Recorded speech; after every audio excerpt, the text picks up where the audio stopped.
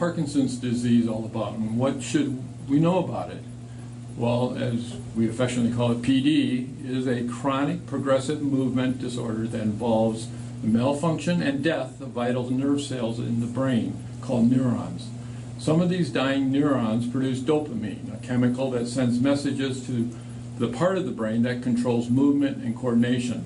As PD progresses, the amount of dopamine produced in the brain decreases, leaving the person unable to control movement normally. The four key motor symptoms of PD are tremor of the hand, which is what I have on my right hand, and arms, legs, or jaw, slowness of movement, rigidity or stiffness in the limbs and trunk, impaired balance and coordination, plus a host of other related possible symptoms. Actually, there's about 200 possible symptoms of PD.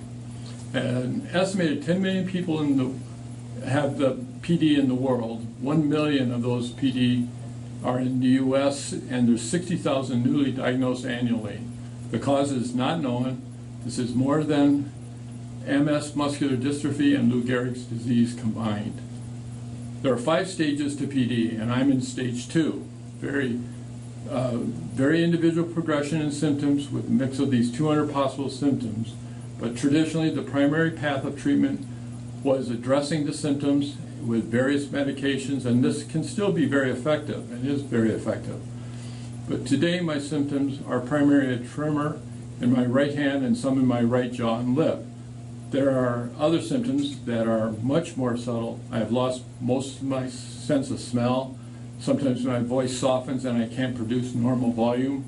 I take medication to prevent vivid and vocalizing dreaming at night as a result of PD. And a challenge for climbing is that there's an invisible force that governs my speed of walk, and my mind will say to go faster, but there's a governor in my body that just will not go any faster. There's a growing evidence that the right kind of exercise can significantly affect and lessening the symptoms. Less meds, even slowing down the progression. Even if it does not have a big impact directly on PD to exercise, being in great shape is always a good thing. It's still too early to see if my exercise and boxing have a significant impact, but I'm hopeful it does.